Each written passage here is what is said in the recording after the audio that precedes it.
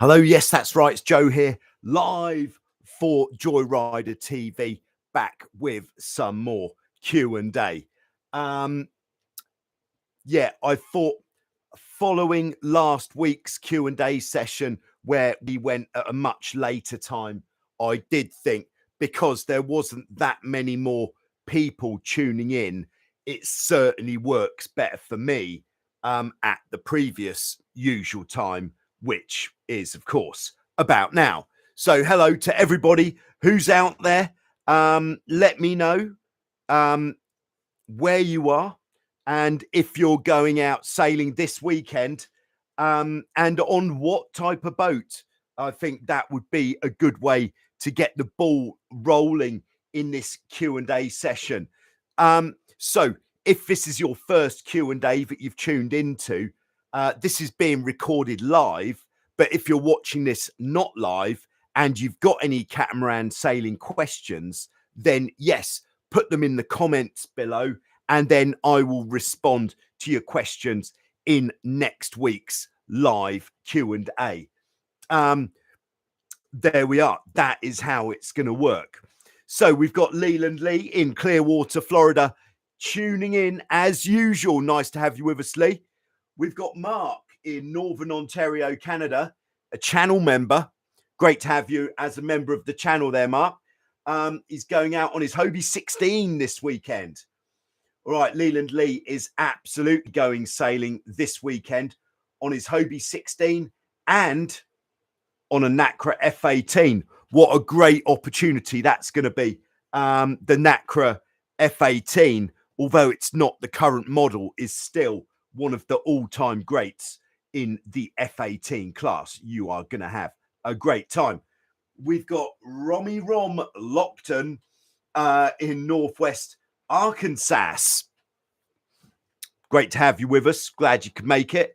Section 11 Outdoors is on board in Michigan, USA, sailing this weekend on a Hobie 16 in Houghton Lake. Great stuff. I hope the wind is favourable for you this weekend. Very nice. Right, we've got Cormac on board from Ireland, sailing a 29er. Very nice. And Romy Rom is going out on a Calcat 13.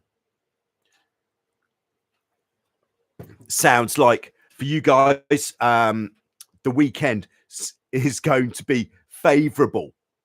So, what has been going down in Vasiliki Bay? I'm sure some of you will have seen it already, but I've been doing some extensive testing into what I'm calling tethering, which we've talked about quite a lot in the Q&A sessions. And what we're meaning by tethering is attaching yourself to something on the boat so that if you fall overboard, the boat isn't going to go off without you, which having done a lot of experiments and R&D with what happens if you fall in, which I did a lot of last year, we know that in the lighter winds, especially if you fall off the boat and perhaps you're not sailing upwind, any other point of sail, even if you've got your boat tuned up so there's a little bit of weather helm, so the boat naturally wants to head up into the wind. If you've got the jib in quite tight, not much mainsail in, then the boat is likely just to sail off until it hits something, which might be land, might be a boat, might be who knows what. So staying attached to the boat, I feel, if you're going to be sailing solo, especially in open water, is very important.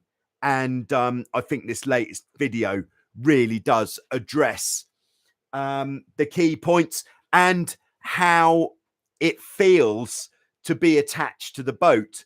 And to be honest, going for a tethered, deliberate pitch pole isn't something that anybody should ever have to do in their life. But I did it and I was scared, but it was actually okay. So I think that video was a great success. And hopefully it means if you are looking at doing some sort of big open water crossing, you can be a little bit safer. So if you were to fall off the boat isn't going to leave you behind. I think that's nice. All right, we got Carl on board.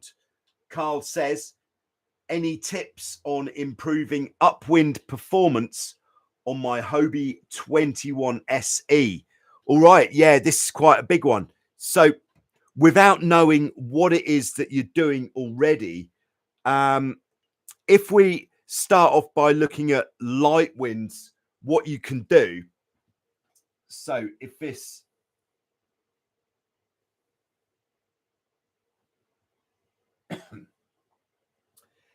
is our boat, so let's start at the top with what's most important.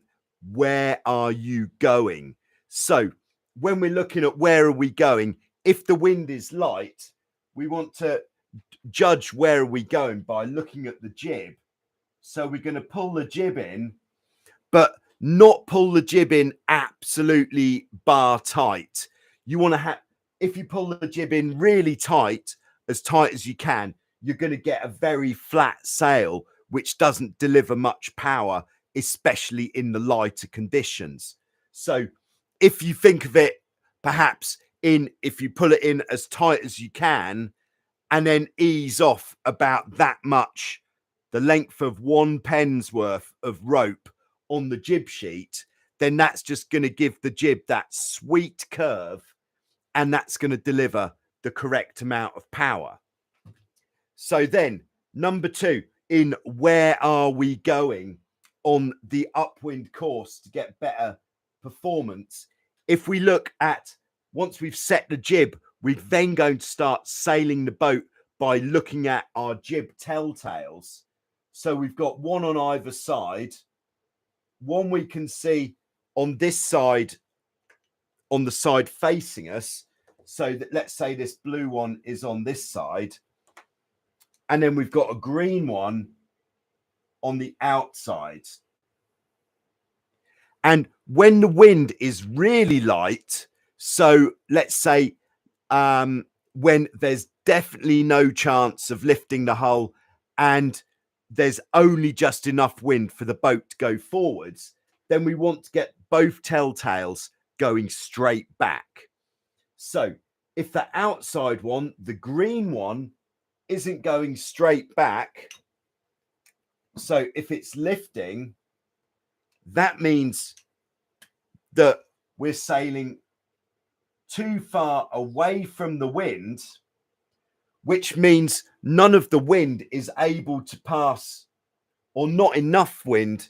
We're not getting a good enough flow on this side, and all of our flow is on the inside of the sail, but we're looking for an even flow on both sides. So if the inside one isn't flying straight back, then what we want to do is turn the boat up towards the wind slightly. I'm going to move the wind rather than the boat. Maybe that's a little bit extreme, but that means we're definitely getting flow over both sides of the sail, and this telltale will come back down. So sailing the boat on with the sails set for upwind when you're not close enough to the wind, that is really going to kill your speed. So that would be number 1. Let's get that outside one flying straight back. And then in the light winds, if we are sailing too close to the wind, like we might be here, what's going to happen is then the inside telltale is going to start to lift. And if the wind is super light, that is too close. So we then just need to steer back away from the wind slightly so that we're getting a perfectly even amount of wind on both sides of the jib. If for any reason your jib telltales aren't working, then what you can do is use your wind indicator. What I use as a wind indicator is just some videotape about this long, bit longer than a pen. The videotape tied to the bridle wires, And if we haven't got any telltales, perhaps it's been raining, then just get the videotape, which is showing the wind direction, to line up with the entry of the jib, this first bit. And then that means that the wind is going to be hitting that exactly head on, which is going to give us the best flow around the sail. So that is the course in the super light wind. If we continue on the course to tell the whole story of how we should be steering the boat upwind as the wind starts getting stronger, then as we get more wind,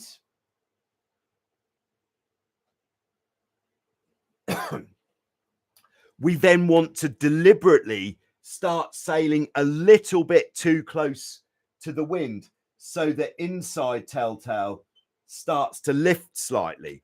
So when you've got good pressure and the boat is really cutting through the water well, and maybe you're even flying the hull a little bit, or you can certainly feel the boat heeling slightly, then you want the inside telltale to lift.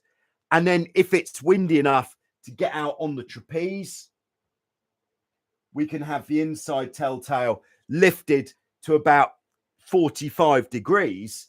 And that means that we're certainly sailing close to the wind. And then as the wind gets even stronger, so if we're sailing double trapezing and flying the hull and we're feeling that we've got too much power, we're actually going to sail with perhaps that inside telltale totally vertical, or maybe even the front part of the jib just flapping the wrong way slightly.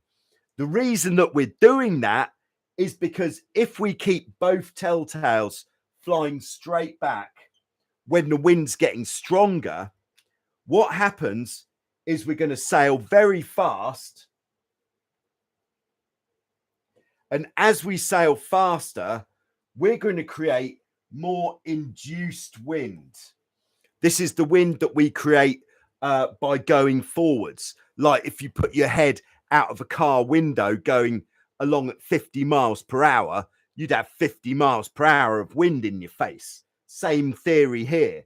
So as we go faster, we're creating more induced wind, which is going to combine with the true wind to make our what we call apparent wind. So as we go faster, more induced wind, which means our apparent wind is going to go in this direction, which means if we did want to keep the inside telltale flying straight back, we would have to bring the boat off the wind more. And then what would happen then is we'd go even faster and we'd enter into this vicious circle of having to. So we'd start off sailing upwind like this. We'd go faster, so we'd have to bear away to keep the telltales flying. And then we'd have to bear away more and more. And before you know it, you'd actually be sailing on a beam reaching half wind course, thinking that you're sailing upwind. That is why we have to let the inside telltale lift on the upwind point of sail when it starts getting windy. Okay, so that is the full story of the course. We can then look at light winds, where to sit on the boat. Hope this is interesting for everyone. I know it's just answering one person's question, but I think this is quite good fundamental stuff that regardless of your level, it's good to revisit the fundamentals sometime just to make sure you are tuned in to it. Let's say it. Yeah. So we're going to have helm in blue, crew in green. So super light winds, no chance of flying the hull. Crew wants to be just forwards of the front beam, helm just behind. So that is our very light wind position there. As the wind starts getting stronger, maybe we can start lifting the hull slightly. The helm can stay where they are, and then the crew, wrong color. The crew can go out on the trapeze just behind the helm as the hull starts lifting. And then as the wind gets stronger, we're generally going to just move back on the boat slightly until we get to the position where we're focusing our weight around the centerboards on the boat, or our center of lateral resistance on the boat. Because by focusing our weight on the center of lateral resistance, that is going to apply the maximum pressure to that part of the boat, which is going to help to give us lift, which is going to drive us upwind better. So that is the very quick version of where we should be on the boat.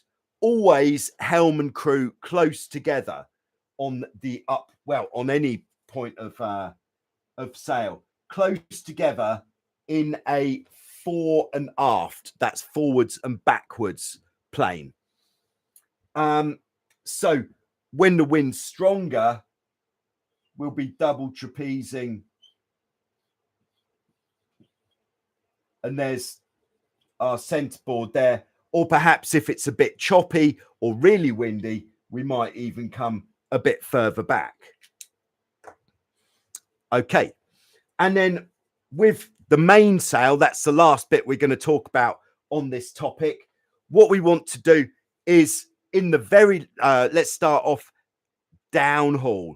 In very light winds, we're going to put just the minimum amount of downhaul on, just enough to pull the creases out of the sail. Now, the minimum amount of downhaul is going to put the maximum amount of curve into the sail, which is going to drive the boat much better in the lighter winds. Then as the wind increases, we're going to gradually bring the downhaul on more. So the downhaul has a range of usually about that. What's that? A pen and a half. That sort of range.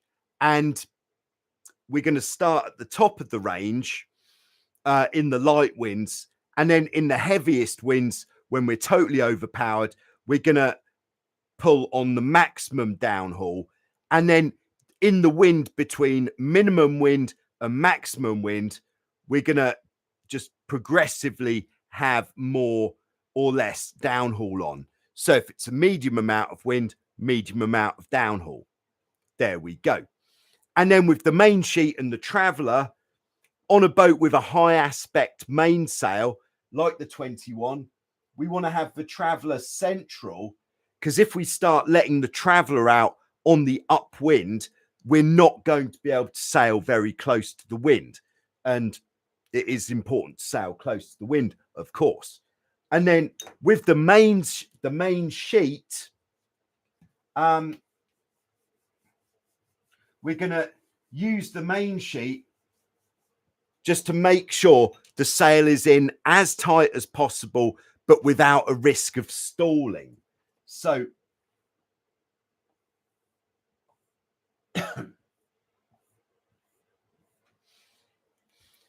on a high aspect rigged boat, what is a very good idea is to fit some leech telltales. These are telltales that fly from the leech. In fact, if we've got a few more battens here, then having the telltales near the top of the sail is the right place to have them. So not right at the top, but usually from the second batten. And 4 telltales is a good amount, basically halfway between the battens. And they don't need to be sophisticated. All they need to be is, again, a piece of videotape, and you can stick the videotape on just with some gaffer tape or duct tape just right onto the leech of the sail, And then what we're looking for with the telltales is to have 3 out of the 4 flying, because what that tells us is that the sail is really in the sweet spot. If you can't see any of them, it means the sail is in too tight. And then if you can see all of them, it generally means that the sail is a bit too loose, and it could come in more just until it would usually be the bottom one just folds around the back of the sail first. So there we go.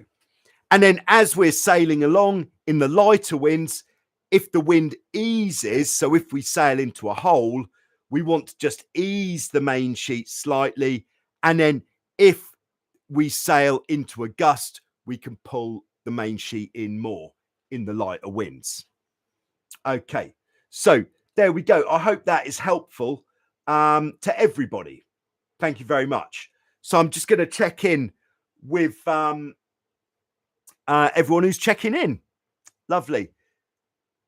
All right, we've got PJB on board, who says, oh, this is nice. I want to try sailing without rudders. Do you have any tips? Oh, yes, I do. Yeah, sailing a catamaran without the rudders is a lot more difficult than sailing a single-hulled boat without rudders. The reason it's difficult is because every time the leech, the back edge of the mainsail, catches the wind, it's really going to try to turn the boat up into the wind. So first thing for sailing rudderless is you're not going for speed. You can't sail with the main sheet in tight unless you're sailing a boat which has a small mainsail and a large jib. So you could perhaps reef your mainsail on your Hobie 18. Hobie 18 has got a very large jib, and that means you will be able to sail with more mainsail on. But generally, like if you were sailing a Hobie 16 with the full sails, normally you'd have to have the traveller most of the way out at all times. Otherwise, every time the mainsail catches the wind, the boat is going to want to head up into the wind. By the way, trying to sail rudderless is a very good exercise because it really teaches you about the effects of the sails on the boat and your position on the boat as well. So in a nutshell, the mainsail, as we know, turns us up into the wind. So to get the boat going in a straight line, you might even have to oversheet the jib slightly, because the jib is going to try to pull the front of the boat this way. So mainsail too loose, jib on hard, and that should get you going in a straight line. And then, unlike with the monohull, more of your steering is going to be achieved by moving your weight on the boat. So if we want the boat to turn away from the wind, and this is best performed in light winds to start with. So to turn the boat away from the wind, and this is a very good technique if you've stalled your boat, if you can't get it moving in light winds, is get the weight to the back on the leeward side, because then the boat is going to pivot there, which means your pivot point is right at the back on the leeward side, which means everything is going to be working to bear the boat away. So if you want to turn downwind, get to the back on the leeward side. If you want to turn upwind, again, the leeward side works best, but with our weight, if you want to turn upwind, just go forwards and it will turn upwind really quite nicely. Of course, if we want to turn upwind and we don't want to move our weight, so perhaps we're sailing along sitting here, you want to go upwind, just a little bit of mainsail will be able to turn us upwind. And then if we do want to tack, this is a real trick shot, but it makes you feel very good about yourself when you pull it off. So if we want to tack, we just pull the main sheet in hard. That's going to drive the boat right up into the wind. And then you are going to get to the point where the jib backs. And then when the jib backs, you really just need to push the boom out as far as you can, main sheet and traveller off. And then you can tack the boat and bear away afterwards. So there you go. I think it's a great exercise. Everybody should try it because it really teaches you how to control your boat even better. All right. Hope that was a suitable answer. Thanks very much. All right. We got Mark and Janet on board in Ohio. Great to have you with us. We have also got channel member Aaron on board. Good morning. Great to have you with us. Cormac says, have you ever sailed a flying 15 and what are your opinions of them? No, I've never had the opportunity to sail a flying 15. In fact, the only keel boat I've ever sailed is an SB3. And to be honest, that was great fun. It is really fun to sail a 3-person keel boat. I believe the flying 15 is a 2-person keel boat, but the 3-person keel boat is really nice because coming from sailing small boats, where you're just sailing with 2 people all the time, it is so much fun adding a 3rd person. If you're all like-minded people and you enjoy having a laugh, then it is really fun with more people. All right, we got Thomas on board. Says, greetings from reigning Germany, 25 days to visit the best surf and sailing area in Europe or the world. I wonder where that could be. Aha, Jan Leo is with us. Jan Leo, of course, tornado sailor. I'll be seeing you in Lake Como, Jan Leo. Looking forward to that. He's just updated his top speed on the Wasp, 21.7 knots, cooking the goose. Great stuff. That must be fun. By the way, on the Tornado World Championships fundraising stakes, I'd just like to say at this point, thank you so much to everybody who has given some support to the cause. I really do appreciate it so much. And I hope that the, what would you call it? The coverage that I will be giving the event will make you feel that it was a worthwhile cause to get behind. I'm very much looking forward to it. Main job now is just to make sure that the boat isn't going to fall apart or the trailer on the way there isn't going to fall apart. But of course, it's going to be maintained to a very high standard.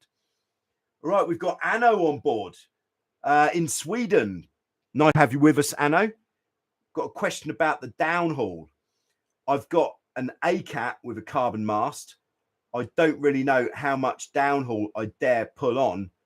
I pull it quite hard and the mast bends quite a lot, but it's only just enough to remove the creases in the luff, nowhere near depowering. I'm only just reaching the top of the ruler, the calibration strip, although I don't know if that's some other sail recommendations. Yeah, I've never sailed an A class, but the Tornado also has a tapered carbon mast, which you would guess would share a lot of the same characteristics. And on the Tornado, you really can crank the downhaul on as pretty much as hard as you can. So, you know, I'd hate to say pull your downhaul as hard as you can to flatten the sail off, but you should be able to. But if I say that and then you break your mast or your sail by pulling it really hard, then, you know, that's a lot of responsibility for me. But I think you should be able to really wind that downhaul on the A-class. And the mast is going to bend quite a lot, especially if it's one of the softer carbon masts on the A-class. But what that will give you is a very flat sail. Perhaps a good place to look for further information would be on the A-class Association website, where they should have some sort of tuning and sailing guides on that website, which is going to help to put your mind at rest that yes, you can crank the downhaul on. I think pretty much every single boat I've ever sailed, at some point, I have pulled the downhaul as hard as I can and then a bit more, just to really flatten the mainsail off. And it really makes such a difference to your boat's performance, getting the downhaul absolutely cranked. And then if you think about it, if you crank the main sheet in to the mast, that is doing quite a similar thing in bending the mast to the back. So if you're cranking the main sheet in, then and more creases are appearing in the luff of your mainsail, then you should definitely be able to crank your downhaul more. All right. Anno says it's got a 12-to-1 purchase. So that's quite a lot. But it's quite a lot. But what that quite a lot means is that you should be able to crank it on without having to use as much effort. There we go. I think at this stage in the game, 31.5 minutes, we're just going to take a short commercial break for everyone watching later.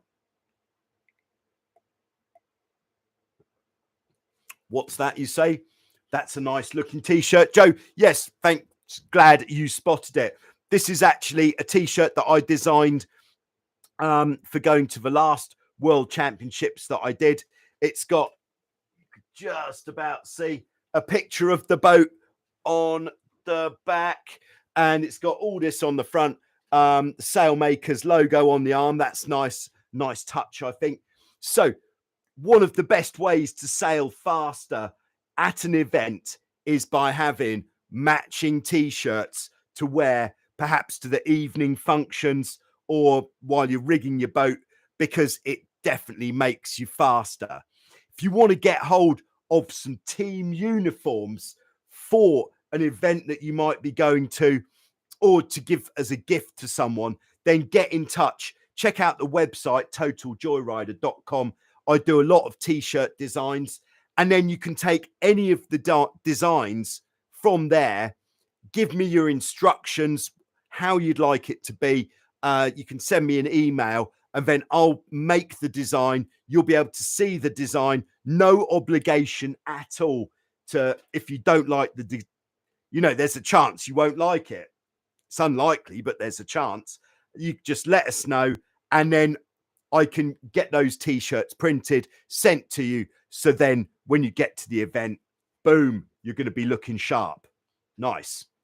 There we go. That was an advertising feature. All right. So we've got Nomad Lad. Nice to have you with us. Returning to sailing, age 37, 105 kilograms. That's a proper amount of weight, which is going to really help you. I used to sail lasers. I live inland near Lyon. That's in France. There are some small lakes, one large lake nearby. What 2-person mono or cat should I buy? All right. I would say depends on how much money you want to spend. But do you know what my immediate thought was? Because you're quite heavy, and if you're sailing with 2 people, you want something with a bit of volume. I am thinking Hobie 18 Classic. It's a great choice. Or if you want something more modern, the Hobie 18 Classic would be better for the large lake, because on the small lakes, having a fast catamaran, you are going to have to turn around quite often. But perhaps if you're looking at this large lake, a Hobie 18 Classic, or perhaps an F18, like if you want something which isn't going to cost as much, like a Hobie Tiger or one of the older models of Nacra would be a good choice. I think that's a good starting point. I would suggest monohulls, but we are talking about catamarans here. So there we are. All right, we got Benny on board. Benny, I believe, is in Sweden. Great. Sorry, late for the education. All right, no problem. It's good to have you here either way. All right, Duke is with us. Nice to have you with us, Duke. As always, any safety tips for putting up masts? How many people do you use to raise a mast? All right, so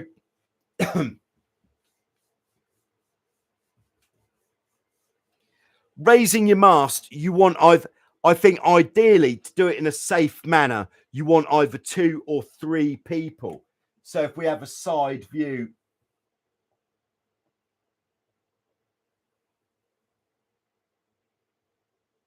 of our boat, if we've got, so starting off with the mast down,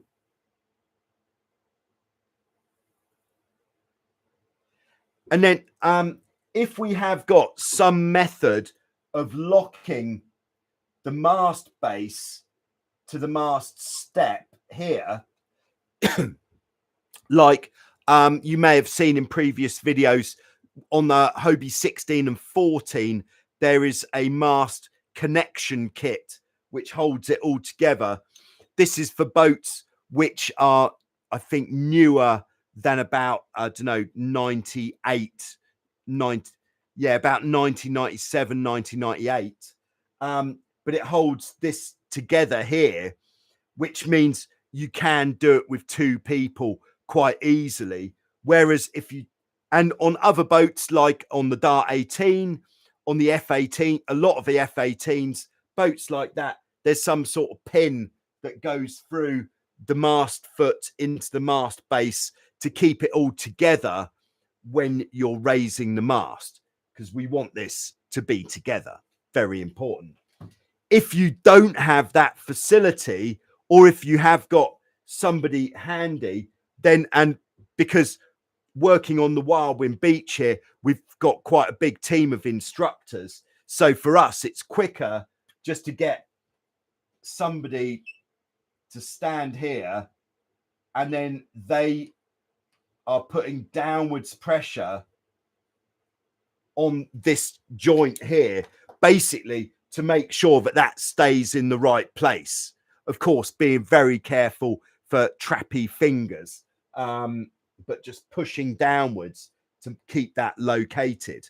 And then if we did have 3 people, we'd then have one person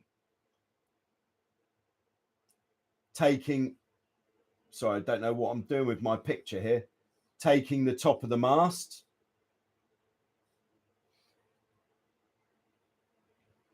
And then we could have one of 2 things. If it, you could have,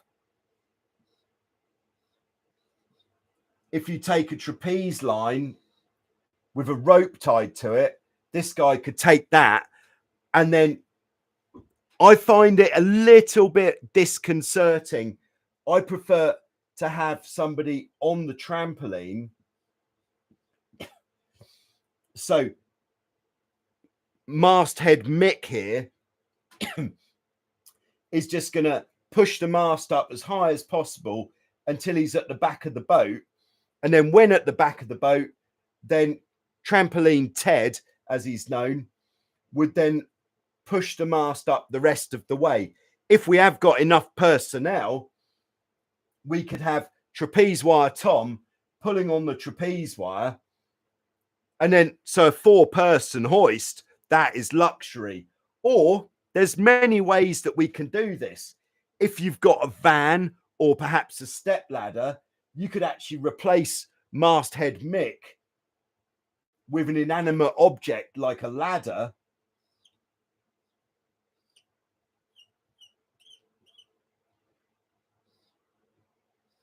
So the mast stands on that, and that gives it enough height. So then Trapeze Wire Tom can get a bit of advantage from the trapeze wire. But I think it is nice to have somebody on the trampoline, because otherwise the mast can wander from side to side a little bit. That's how I like to do it, just so that it's as certain as possible. So there we go. I hope that helps. All right, next we've got EPYX1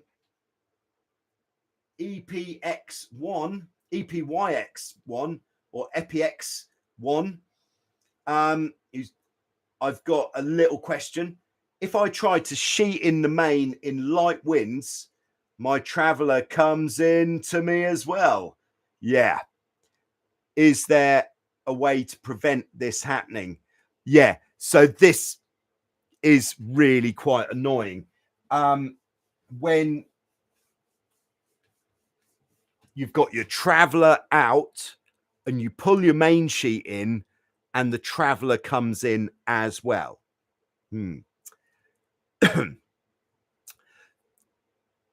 Yeah, there's no easy fix on this apart from the way that you're sailing the boat.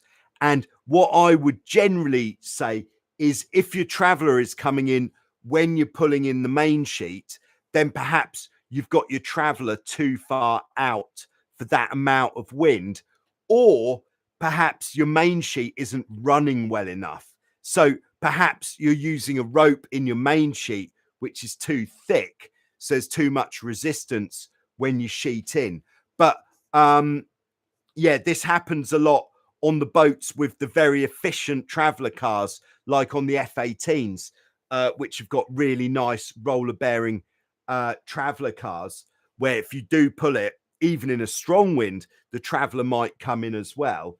So my usual fix for that is if the traveler is coming in when you pull the main sheet, I would generally sail with the traveler in a bit more so that it's loaded up more, so it's less likely to pull in when you pull the main sheet. Unfortunately, that is all I can give you on that. If you're sailing downwind with the traveler out to sail, broad reach perhaps, then and the traveler is coming in when you pull the main sheet, it sounds like you might be trying to get the main sheet in too far, or again, maybe your main sheet isn't running freely enough.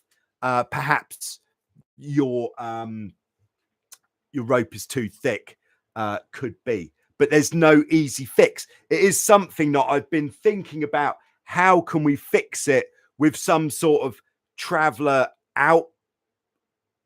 What would you call it? Traveler position fixer line. I think there's probably a better name than that for it. But it would be sketchy if you tacked or jibed and kept the traveler on the wrong side. I think all sorts of things might happen. Hope that helps a bit. Sorry, that's all I can give you. All right, we've got Jens on board. Jens was just here with us the last couple of weeks. It was great to see you, Jens. And I'm glad you had a nice time with us in Vasiliki. I think you managed to, I think you were here for some of the really hot stuff, but the wind was absolutely pumping. So good time had by all. All right, we've got Cuxolly on board. Having a great time. Yeah, thank you very much. Nice to be here. Spicy Fist 1 is with us. Finally caught alive. Yes, great to have you with us, Spicy Fist 1. And a tip of the hat to your username. I like that very much because we like it spicy. All right, Anno says, thanks for the reassurance. All the guides say the same as you, just to pull it, but I'm a bit scared. Going to have to get out and just crank it. Yeah, crank it a bit. And a good guide generally with your downhaul, not for the maximum setting, but if you want to know if your downhaul's too loose, if when you pull the main sheet in,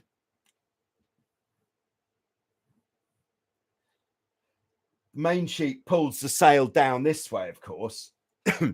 If when you pull the main sheet in, you get appearing, you get horizontal creases like this in the sail, this definitely means that the downhaul is too loose because your main sheet has started doing the job of the downhaul, and the downhaul would then be loosey-goosey at the front. So then you can definitely bring the downhaul on more in that at that time.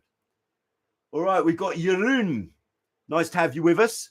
I'm about to take my freshly patched up Hobie 16 out for the first time. Repaired both holes. 70% of the delam. Oh wow.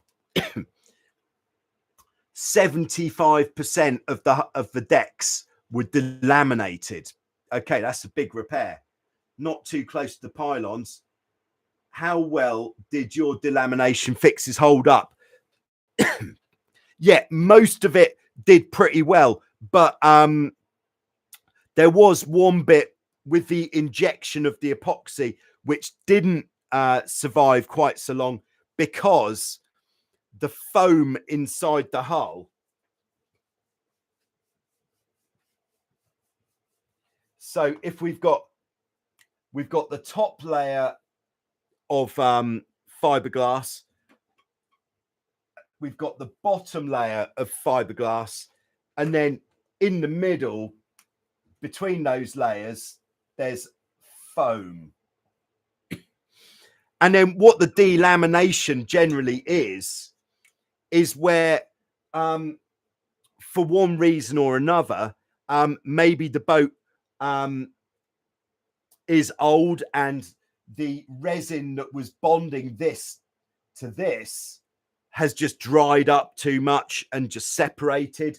Perhaps another reason it happens, I believe, is if there's a lot of humidity in the hull. So if your hull's been stored with water in it, because you didn't drain it enough after sailing, and then it was quite hot, or it doesn't even need to be that hot to get all this humidity in the hull, that's going to affect kind of like osmosis on this bottom level, which means that the foam inside isn't going to be getting support from that bottom level, which is going to lead to the delamination.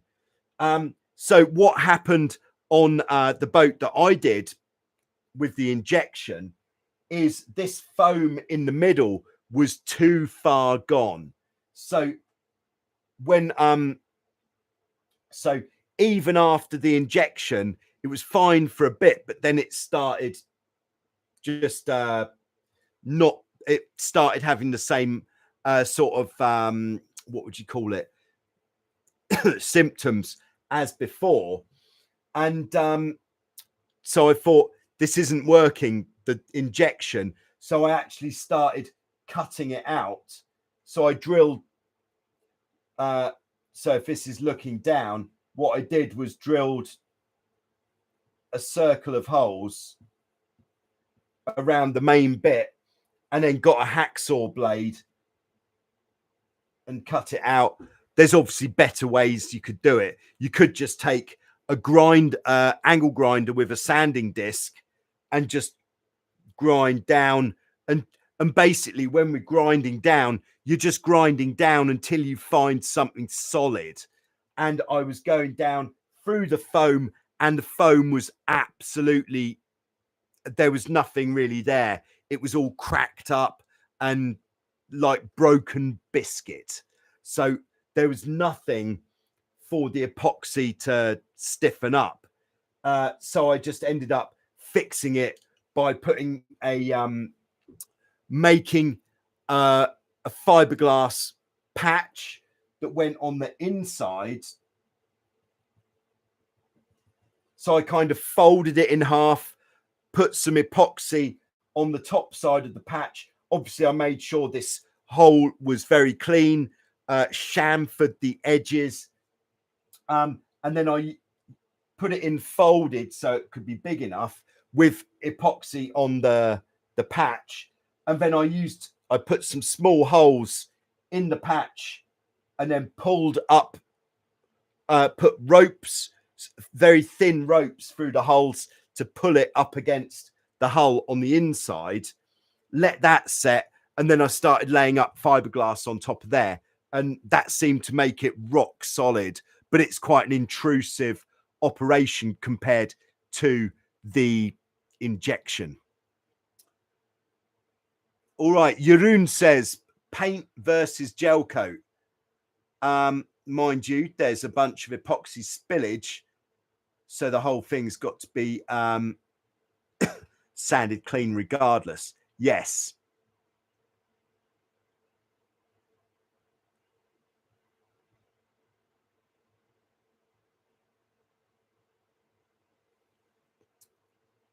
All right. Yeah. Oh, sorry. In answer to paint versus gel coat, if it's a large area, unless you can spray the gel coat, I think you are going to get a better finish with paint, just because it's a large area. Right. We've been going 50 minutes now, so if we could have no further questions, please. Thank you. So just going back, Benny says a safe way to raise the mast is to tilt the cat and rig it, then writing the complete cat. Oh, so tilt the boat forwards, and then that means gravity is going to help the mast stay up. Spicy Fist says trying to get onto the trampoline whilst holding the mast is fun. Yeah, if you haven't got someone else to hold the mast at the back as you push it up, then yes, it is very tricky indeed. All right, Jeroen says, no, he doesn't. He already has. Thank you, Jeroen. Oh, thanks very much to Cucks Ollie for the, is it a super sticker or super chat? I don't even know what it's called anymore, but it is a great way of supporting the channel and showing that you think the information has been valuable by hitting the button at the bottom that looks like a dollar bill. But thanks very much, Cucks Ollie. All right, we've got Jill on board. Hello, Jill, from Tampa, Florida. Can't wait to sail my F-18 this weekend. Full send with the spinnaker up. I'm guessing that is with Lee. Just a guess, but great stuff. I hope you have some good wind for it. All right, Jeroen says, my boat is 1983 and had the plugs in it for over 10 years. Yeah, I can imagine that could well be why it went soft. All right, we got Ben on board in Pascagoula. Is that Mississippi, USA? I had the opposite problem from EPYX1. My main traveler on my Hobie 18 sticks on release even after I release the main. Yeah, that can happen. Now, if you've got a sticky traveler, first point of call is to just wash it, get some fresh water on there and really blast it. And then the second point of call with a sticky traveler is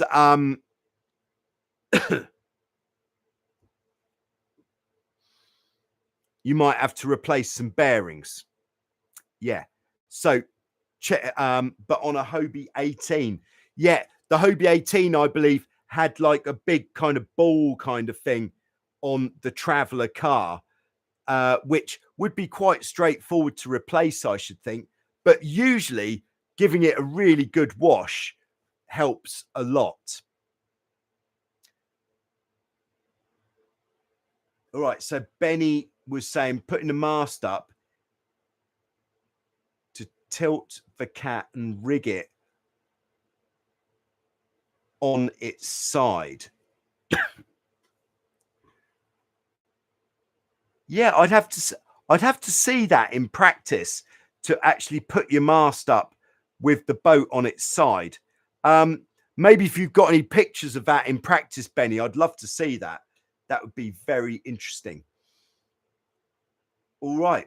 Yes, that's me too, Duke. I never thought of that either. But anyway, I think I'm feeling a little bit hoarse, actually. So I think I'm going to bring this section to a close. But thanks very much to everyone who's tuned in live. Thanks very much to everybody who's watching this later and actually making it through to the end. A top tip for next time is if you are watching the Q&A later, because of you want to know what the information is going to be, but perhaps the full hour or so is a bit long for you, you can actually watch it at double the speed.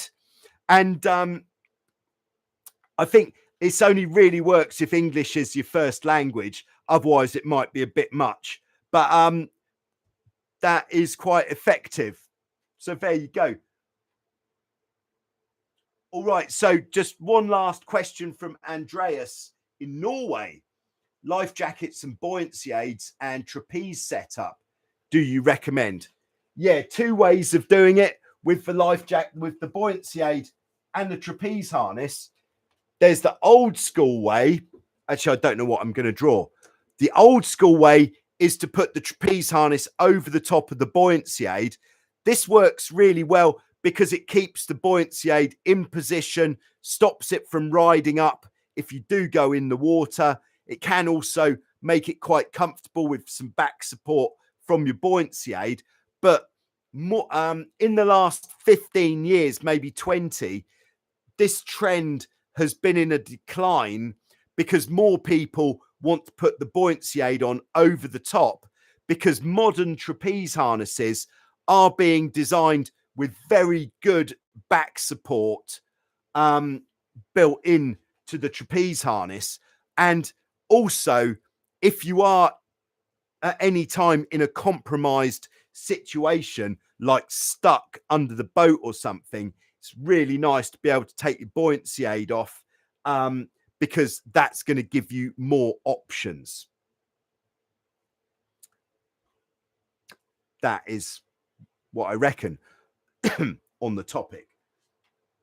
All right. So Simon's just nipping in at the end with a question.